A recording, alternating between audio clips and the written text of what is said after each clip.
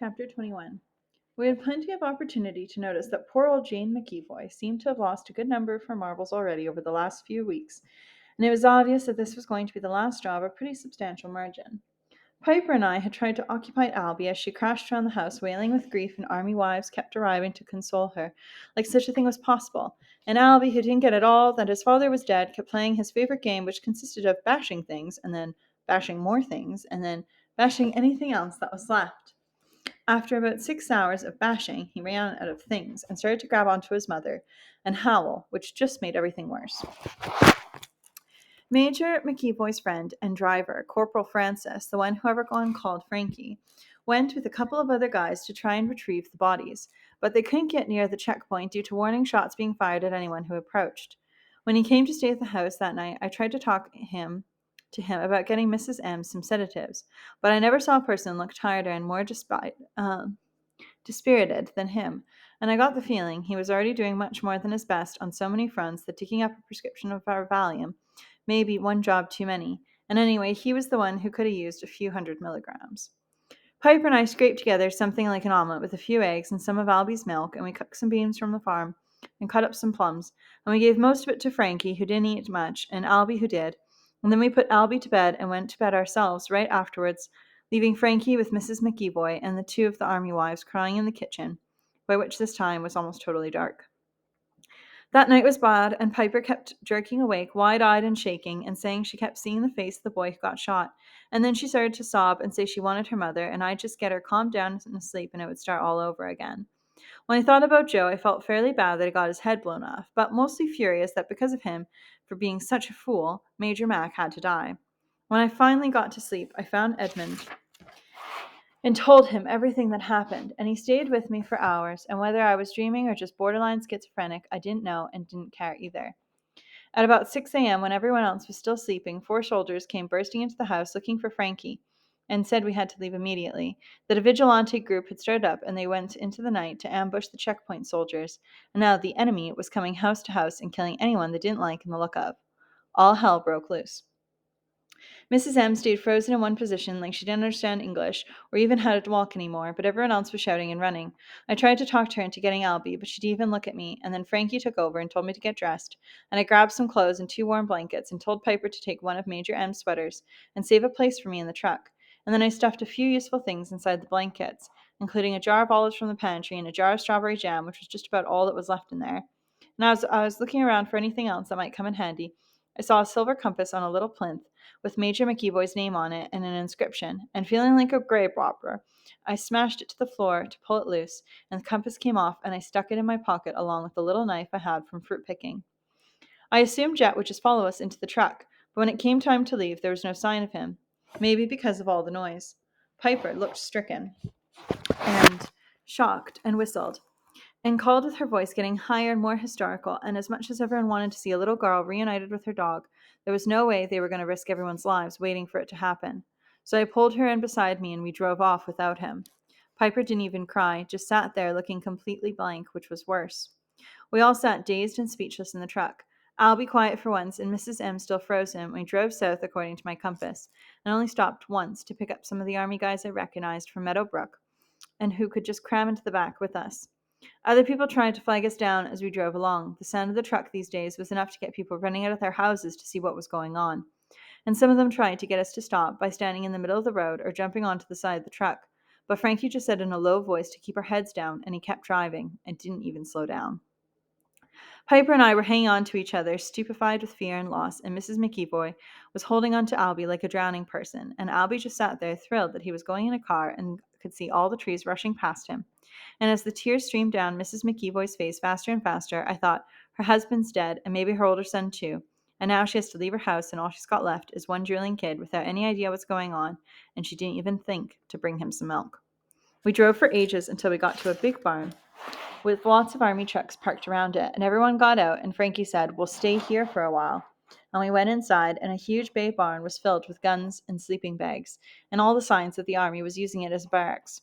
And Piper and I found a corner in that loft that didn't have anyone else's stuff in it, and put our things down, and then sat down and waited to see what would happen. Albie was having a fine old time, running around looking at everything, and the only thing we could do that was useful was to try and keep him away from the guns that were just lying around. I wasn't about to have him blow himself to smithereens on account of it would clearly be the end for his poor old deranged mum. As the day went on, the army guys kept coming and going, and they all seemed to have a sort of plan, like ants in an anthill going about their business in a nice orderly fashion, until Foot comes along and stamps on the whole structure. Piper and I slept a little, and we found some magazines hanging around and borrowed whichever ones didn't feature extremely obscene pictures of naked women, which were few and far between. And eventually Piper said in an apologetic way that she was a little bit hungry and that she went off to see if she could find, and came back with half a loaf of bread, which is about as easy to get a hold of these days as a piece of the true cross, and she also had some cheesy stuff they called curd, and it tasted pretty good. Early in the evening, the soldiers started coming back from patrolling the locality in groups of 3 or 4, and some of them came over and told us what it was like out there, which was, far as we could tell, wasn't very nice, with all those laid back enemy troops suddenly getting aggressive and diving into action, which generally seemed to involve killing people like us whenever possible. I obviously didn't think this was a good thing, but it did coincide a whole lot more closely with my understanding of what a war was supposed to be. Anyway, a lot of them talked to us and recognized Piper from the farm, and nobody said, "Where's Jet?" or "What happened to Major Mac?" because we were all catching up on the fact that some questions are better not asked. Piper and I were thinking more or less the same thing, namely, first we were 5 plus Jet and Jin and Ding, and then we were 3 with Jet, and now we were just 2. But if you haven't been in a war and are wondering how long it takes to get used to losing everything you think you need or love, I can tell you the answer is no time at all. Chapter 22. It was strange sleeping in the barn with all those soldiers, and it felt a lot less safe than you might have thought, given how many guns were around. It probably had something to do with realizing that the bad guys might want to find out where all the good guys were sleeping and then ambush them. But there wasn't a whole lot we could do about it. Piper and I had a little corner of a kind of overhang that made us feel protected, and we put down the 2 blankets and rolled up some of the clothes for a pillow, and as a last thought I went to see if Mrs. McEvoy and Albie were okay and warm enough, and yes, they were warm enough, but not okay. I sat and tried to talk to Mrs. M for a while, but it didn't do much good because she seemed to have lost track of everything in the world, and whatever words I could think of to say just came out sounding stupid. I couldn't stay with her too long in case her desperation rubbed off, so I made an awkward excuse and climbed back up into the loft. Piper and I huddled together under the blankets, and it was noisy and busy all around us as the soldiers made some food and cleaned up all their weapons and yelled jokes at each other across the barn, most of which you couldn't repeat. And finally, they turned down the hurricane lamps, and in shifts they slept too, with a watch that changed every few hours. It wasn't the best night's sleep I've ever had, but we were getting used to strange circumstances, and it wasn't the worst either. One of the army guys called Baz, who knew we were from milking, came over to us in the morning with some oatmeal and milk and cups of tea. We were so grateful, and he was so in love with Piper that he sat and stayed with us while we ate and told us as much as he knew. He said that the murders of Major Mac and Joe had sparked off a nasty battle in that area, and it was exactly what everyone had been trying to avoid. The enemy wasn't any more anxious than we were to start fighting and shooting, and they improved it by letting our army get on with whatever they had to do for the better part of 3 months. But no one was happy now, and there were a lot of stupid braid country folk armed with duck hunting rifles, taking pot shots at tanks, and most of the time getting slaughtered for their trouble. Baz was smart and trying to be funny to cheer us up, and so we shouldn't worry, and found some trashy paperbacks for us to read while we were hanging around all day.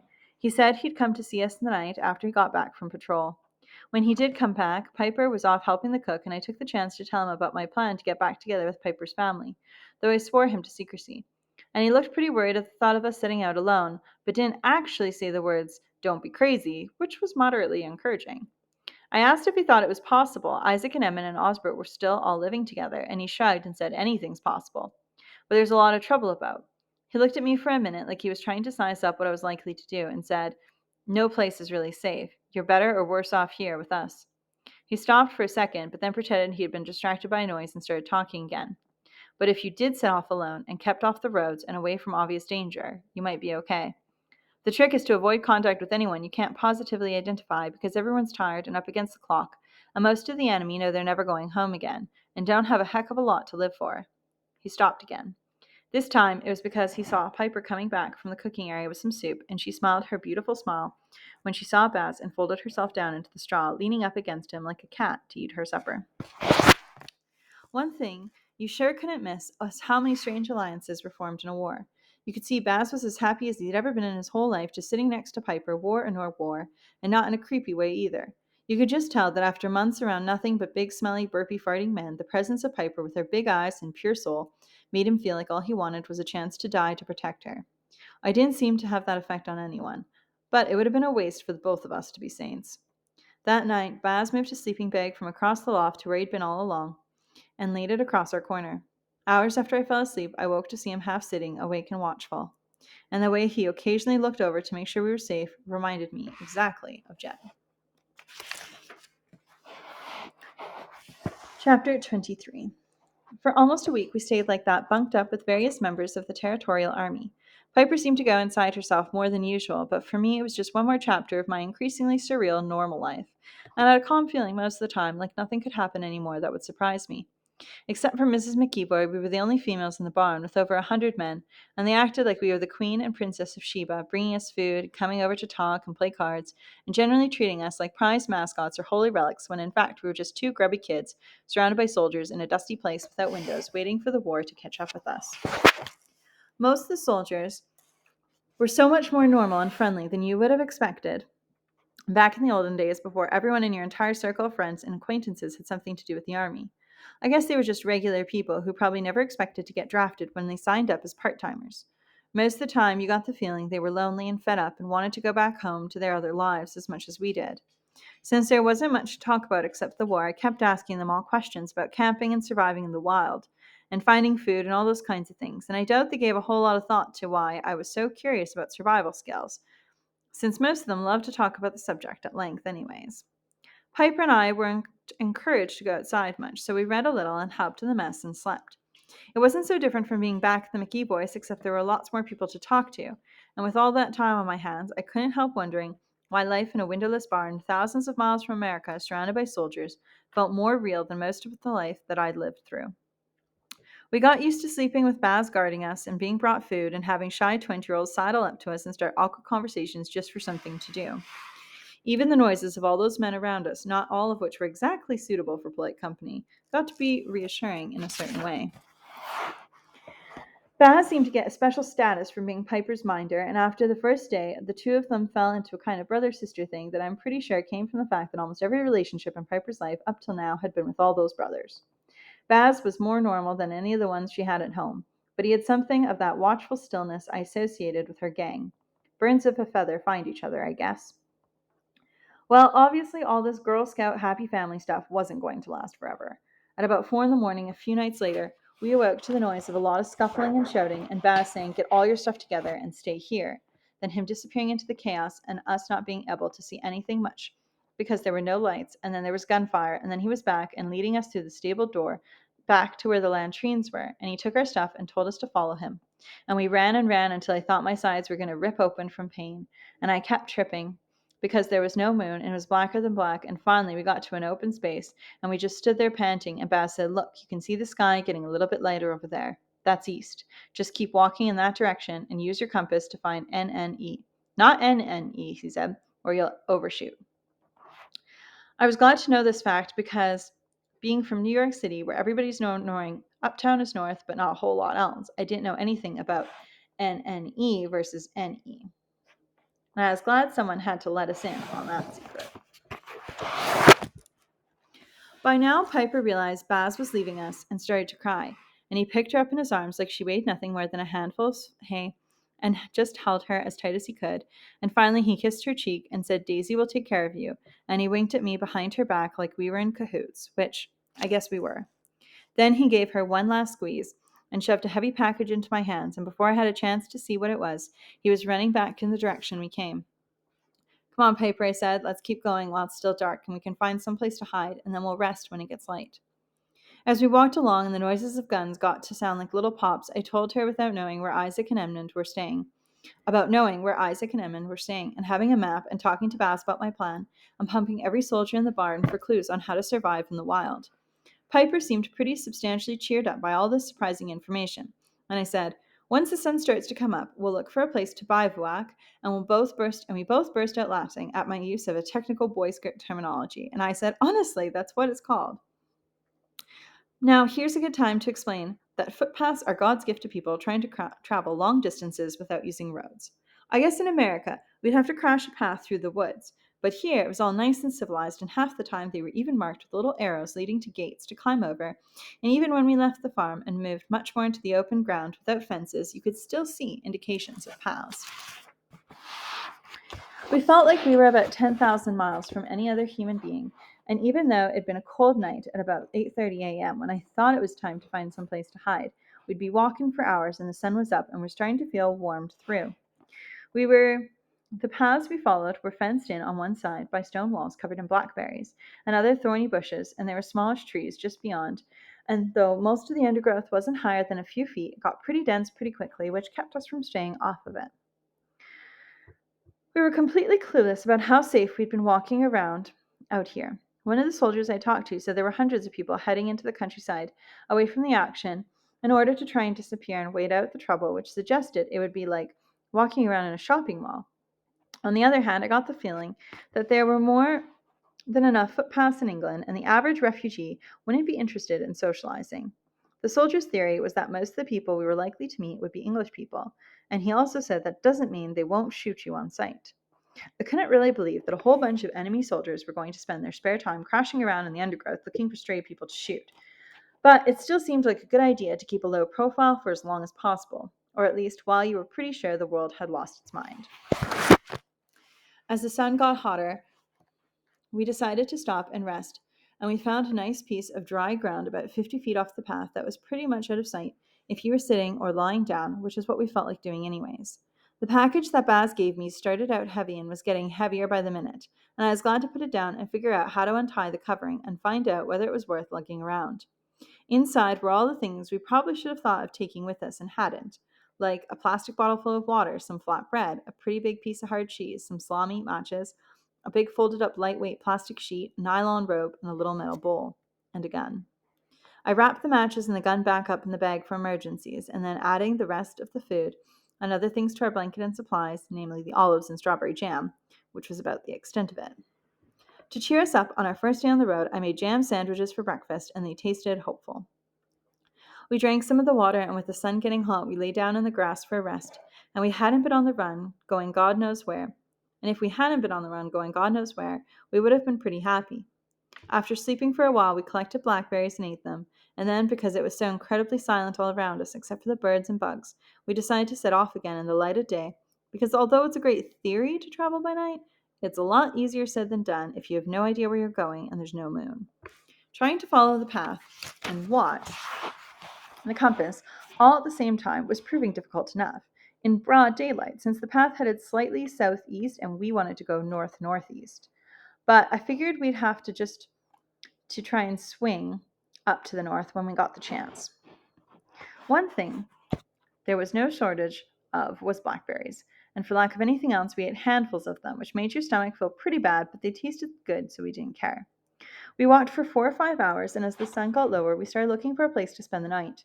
And once we thought we saw a house, but it was almost burned to the ground with only one wall standing, so we gave it a wide berth. The temperature dropped fairly quickly now that it was September. Although it wasn't exactly cold, we weren't exactly SAS troops either, and I didn't think we should be stuck out without shelter. So we stopped while there was still a little light and managed to tie the rope from a tree to a stick we jammed as deep as possible into the ground like a peg, and then hung the plastic over it and weighted the edges down with stones. It collapsed about 150 times before we managed to get it strong enough to hold when we crawled in with our blankets, and it was uncomfortable. But we were used to lying on the ground and also pretty exhausted and managed to go to sleep. It rained a little during the night, but we stayed mostly dry, and some of the rain ran down into the curled up corner of our tent. And we slurped it straight out of the plastic in the morning to save the water in the bottle because we were so thirsty. We'd both been bitten by something or other in the night, and it didn't improve my mood to have my face covered in itching welts and wild hair and no toothbrush, and to feel so grubby from not having a bath in ages. I was glad I was too thin to get my period because that would have pushed me over the edge. We packed up all our stuff, and this time I made it into 2 bundles. I carried the big one, and Piper took the small one. And with the bundles slung crossways across our backs, it wasn't as bad as you might think, and anyways, we weren't exactly pressed for time. We walked and walked and walked, and the path swung up to head more north than south, which was a big relief. And when it started to rain again, we stopped to rest and tried to get all our stuff and us under the plastic sheet and collect a little rainwater in the bowl at the same time. Piper and I had been together for so long now that we barely talked any more than we had to. We were tired and hungry and lost, our feet hurt, and there didn't seem to be a whole lot to say. And I was very glad, because she wasn't the type of kid to ask stuff like, "Are we there yet?" Because there yet wasn't a notion I felt up to addressing at that moment. So we rested. Then we walked some more, past another burnt house, past a child's shoe abandoned on the path. We kept walking, then we rested and walked. We didn't see anybody, but there were signs they'd been there. Discarded clothing, paper, a dead cat. We ate some of the food and drank some of the water, and only occasionally wondered what the hell we thought we were going to find at the end of the road. We could have kept going for another hour or two, but around mid-afternoon we saw something that looked like a falling down hut, and it was a little way off the path and hadn't been burnt, so we climbed up over the wall and crashed our way through the tangled thorns and grass until we got to it. And it was big enough to lie down in and fairly dry inside, though it smelled like rotten wood. We felt as relieved as if we'd suddenly come across a 5-star hotel, and before the rain started up again, we collected armfuls of long grass to make a nest that was nearly soft enough to rest on comfortably. And then I opened up our 2 backpacks and laid the blankets out, and it was amazingly cozy and actually pretty civilized if you didn't count the spiders. Piper was out picking flowers to put in our new home like we were going to stay there for years, and suddenly she shouted, "Daisy!" And my heart stopped, and I shot over to where her voice was coming from, and she said, "Look." And when I looked, I didn't see anything but a shrubby tree and papery acorns underneath it, and she said, "Hazelnuts." It was lucky Piper was my faithful companion just then, because I wouldn't have recognized a hazelnut if it tapped me on the shoulder and asked me how to get to Carnegie Hall. But we collected a shirtful of them and then smashed them up on a rock and ate as many as we could without throwing up. And I found myself wondering why hazelnuts weren't everyone's idea of a 5-star cuisine. When we'd eaten about 1,000 of them, we collected as many more as we could and cracked them open and put them in with the rest of our provisions, and had a few olives and some bread, and then blackberries for dessert. Then, with nothing else to do except notice how hungry and thirsty we were and how much our blisters hurt, we went to sleep and only woke up when the world started crashing with thunder that sounded about 6 inches above our heads. But amazingly, our little hut turned to be watertight enough so that if you stayed away from the left side and stuffed the plastic in a certain way through a hole in the roof, you didn't get soaked and could go back to sleep. Also, the rain seemed to discourage the bugs, which was an unexpected plus. In the middle of the rainstorm, I remembered our bowl and reached out to get it, filtered off the stuff that was swimming on top, and drank the water down. Then I put it out again, and in only about 10 minutes it was full, and I woke Piper and told her to drink it while we had it. After about 4 bowlfuls of water each, we both felt a lot better except for stomach cramps. I guess from the cold water or maybe the nuts, and I filled the water bottle and went back to sleep. When we woke up again, it was still raining, and there didn't seem any point to moving from our happy home until we had to. It seemed like an incredibly bad idea to get our few clothes and blankets wet, given that we didn't have any others. Piper was looking dreamy and seemed happy enough lying under the blanket singing to herself, and I decided I was desperate enough to get clean, so I used a bowlful of cold water and the rain to try and have some kind of bath, which wasn't very effective, especially with no soap. Then I came back in and got dressed and huddled up next to Piper to get warm again. And for a while we played an incredibly convoluted word game called Mental Jotto that involved trying to remember how many letters of all different words were in the word and the other person was thinking of. And it was exactly complicated enough to pass the time. She had just guessed skate, which was right, and now it was my turn to guess, but after a minute or two of trying bacon, cable, dreary, there was no answer, so I said, "Piper?" But she was sound asleep. I lay there for a while, listening to Edmund's voice in my head, and it was calm and familiar and a little bit wistful, and I started to relax and forget about everything but him, and that was another day gone. Chapter 24. Now here's a really amazing fact. My 8th grade math teacher actually turned out to be right about one thing. Namely, that someday I was going to need to know an answer to the question where X, Piper, and Daisy, and Y equals 3 miles an hour, and Z, carrying a 12-pound load, and N, a north-northeasterly direction, and 4D, 4 days. So now, go figure out how much closer to Kingley did X, bracket Y, plus Z, bracket, plus N, times 4D make us. Our footpath crossed over 4 single-track paved roads, but except for a cow grazing by one of the roads, we hadn't seen another creature bigger than a hedgehog. There was the occasional barn and once a row of little houses, but they looked deserted, and we didn't want to risk finding out for sure. The path seemed to switch directions constantly, but overall we were now headed in more or less in the right direction. Though for some reason I kept remembering a show I saw on TV about navigation and whaling ships, and how the tiniest error could mean you missed the island you were aiming at for about 500 miles. At one crossing, we could actually see a road sign that said Strupp quarter of a mile and East Strupp half a mile. I was so excited getting a bearing that my hands were shaking almost too much to open the map. But when I did look more or less where I thought we should be, there was no sign of anything like Strupp. And Piper said, there might just be a couple of houses, so it's not worth putting on the map.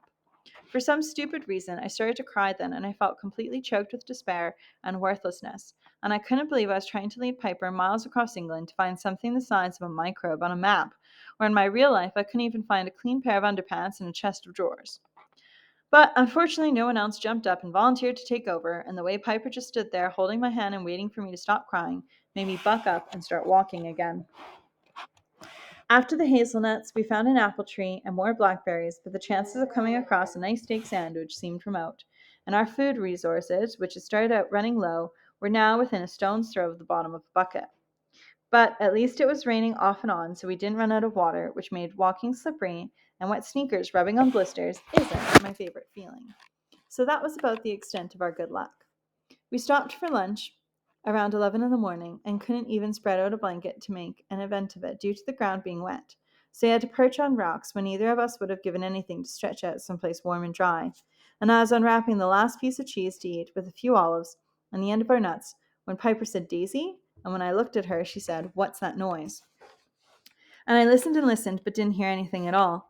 But she had that look on her face that I knew from Isaac and Edmund, and I knew she was hearing something, and I just hoped to God it wasn't something horrible when her face suddenly burst into a 1,000-watt smile, and she said, "It's the river.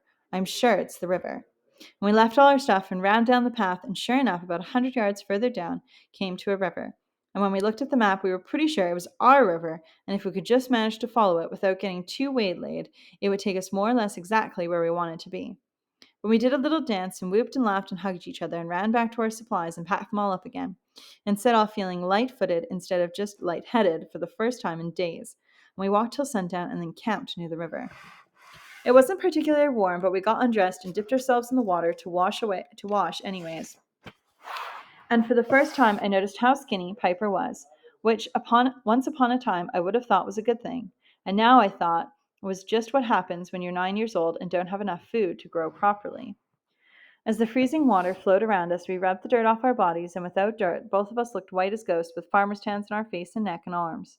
Against the whiteness, you could see every mark standing out in bright red hieroglyphics telling the story of our journey. Both of us had feet covered in raw and half-healed blisters and raised scratches on our arms and legs from being too tired to hold back thorn bushes that got in our way, and insect bites we'd scratched till they bled, a nettle rash pretty much all over, and a wide scrape on one knee that was weeping pus and made me limp because it hurt so much to bend it. Aside from that, we were both covered in bruises from sleeping on stones and being too exhausted to get up and rearrange things once we were lying down. We got out of the water shivering like crazy, but more or less clean, and tried not to look at each other because it was too depressing to acknowledge that what we looked like. And we stood for a little while in the cold evening wind to dry off because it had become kind of a fanatic compulsion to keep our blankets dry. So much for the healthy country life. The next day we set off again, and the path followed the river, and after half a day of walking, the river forked off, and checking the map, we knew exactly where we were for the first time since leaving Ruston Bridge. And that was the second time I cried, and Piper laughed and told me to stop wasting water. But I couldn't, because it was for relief and disbelief in equal amounts, and although knowing where we were told us fairly clearly that we hadn't made nearly as good progress as I thought we had, at least we were going in the right direction and knew where we had to go next. The map showed we had 20 miles to go, and once, when I was on a 5-borough sponsored march against poverty or something, I walked 22 miles in one day, and I wasn't eating a lot more that day than this one. That night, I slipped into the place in my head where I knew I could talk to Edmund, and for once, I had good news. Chapter 25. Following the river changed our lives instantly for the better. We knew roughly where we were headed, and I didn't have to spend hours juggling the compass and the map and living in panicky limbo, wondering if somehow we'd gotten turned around and we were heading to Scotland or Spain by mistake. Also, knowing how far we had left to go helped with figuring out how much food we could eat, And though we were no better off than before, at least we didn't have to worry about making half a jar of strawberry jam and a couple inches of sausages last another month. Piper kept finding field mushrooms and saying they were perfectly safe to eat, and up until now I had thought it was a bad idea in case she was wrong and we got poisoned. But she seemed so sure, and there were so many, and I was starting to think if we didn't have something different to eat, we might die of despair, even before we died of hunger. So we decided to cook our first meal of mushrooms and salami, and here's how we did it. First, we set up our so called tent and waited until sundown so no one could see the smoke. Then we collected some dry, dead weeds and made a pile of them. Next to it, a pile of twigs and little bits of branches that were completely dead and dry. Then we got some stones from the riverbank and made a circle and saved a few stones that we could balance our little meal bowl on. And then we lit the dry weeds with one of our matches and waited till they caught, and then added twigs slowly. And although it took 2 tries and 4 matches and the twigs weren't as dry as they should have been, we had a pretty nice fire going after about 20 minutes. It must have been some well known phenomenon that if you stare into a fire when you're already half out of your mind due to a variety of deprivations, you will immediately find yourself hypnotized. It took a supreme effort of will to pull my eyes from it, and if I hadn't done that, Piper and I might still be sitting there today, gazing into the flames and feeling the heat on our faces and hands, triumphant about making something as wild and effective as a fire, even though we did start out with matches, which is obviously a lot easier than rubbing sticks together. I left Piper staring into the flames and cut a small piece of our chunk of salami and then chopped it into even tinier pieces and put them in the metal bowl. And because the salami had so much fat to it, it started to melt immediately. And then I took about 6 big cut up mushrooms and a few of the little blue ones Piper said were called bluets, and then added them slowly to the bowl with the fat and the little pieces of meat. I made a cover for the bowl out of a piece of bark that started to smoke at the edges and burn, which made it hard to take off so I could stir the mushrooms. And I burned about 8 out of 10 of my fingers getting the bowl off the fire so the mushrooms wouldn't burn, and it took almost an hour of doing this. But eventually the pieces of mushroom looked small and brown, and then we waited for them to cool. And you wouldn't believe how something you found in a field could taste so good, especially with the little pieces of salami which were salty and a little burnt and crunchy. As I started to eat the pieces of mushrooms, I suddenly thought, all this time I've been starving, and without noticing it, I said it aloud. So that Piper said, so have I, without even looking up, and I thought, no, you haven't, not in the same way, and I hope you never are. We finished the mushrooms and then washed the bowl in the river and mixed a couple of handfuls of blackberries with some strawberry jam for dessert and then washed the bowl again. I made hot water over the fire, which we sipped and pretended was tea, and for an hour or so we felt full of good warm things and happy. Then we put out the fire and went to sleep. About 2 or 3 hours after we fell asleep, I awoke to find Piper sitting next to me, wide awake, with a look of naked terror on her face. I sat up too, but couldn't see or hear anything, and I just said, "What? What's happening?" But by that time, Piper had started yelling, and I practically had to smother her to shut her up because I was so scared of someone hearing us. She was thrashing around like a person having a fit and trying to claw my face with her hands, and I thought maybe she was suffering from some form of mushroom poisoning. "No," she screamed, and I thought she meant me, but her eyes weren't focused outward at all, even though I was trying to put my hand over her mouth and she was saying, "Stop, stop," and I was concentrating on her so hard that the noise in my head, when I finally heard it too, took me completely by surprise. It started softly, like a throbbing noise far away, and for a second I looked around like mad, thinking it must be near us, but all around was quiet and empty except for nature and the night. Gradually, over the throbbing, I could make something like a tape being played too fast so the voices were all squeaky and odd, like cartoon alien voices. And then I started to pick out individual noises, and then I could hear people crying and screaming, and by then, the voices were so loud and so desperate and so horrible that I could only hug my head and beg them to stop, stop, stop. Piper wasn't screaming anymore, just lay curled up on the ground with her eyes squeezed shut and her hands clamped over her ears, and she looked so terrified that I forced myself to go over to her and try to help. But she kicked and hit me when I came near, so I backed off, and she just rocked herself back and forth like a crazy orphanage baby trying to comfort itself. All this time, the noises were screaming louder and louder in my head, and I had to get away from it, but nothing worked. And all I could do was make a kind of droning noise in my throat to drown it out. And after a while, it started to fade and got fainter and fainter, and eventually the throbbing noise went too, and it was silent all around us again, and I threw up. Piper finally opened her eyes and crouched up on her knees, and she looked at me panicky and wild like a cornered animal and said, "We have to help them." And I felt angry and said, "Help who?" thinking we're the ones who need help if we're going to die in the woods from mushroom poisoning. But Piper didn't answer and just kept saying, "We have to help them. We have to help them," over and over like a desperate tape on a loop. There was no moon at all that night, and no point trying to walk because the darkness was so black and we couldn't even see the path. And though Piper was frantic to get going, even she realized it was useless until we had some light. We tried to go back to sleep, but it didn't work, so we waited trembling in the cold night air until it started to get light enough to walk, and then we walked and walked and didn't stop until nightfall, when we collapsed and didn't even have the energy to put up our tent, but just sat on the blankets on the ground, and I kept thinking. I could feel bugs crawling on me and stones under my bones, and Piper half went to sleep but kept waking up with a jolt, and finally, just when the sky was starting to get light, we both fell asleep like vampires. A few hours later, we woke up sweaty and anxious and once more walked as fast as we could, given how exhausted and starving we were, in a kind of hollow desperation silence. Desperate silence.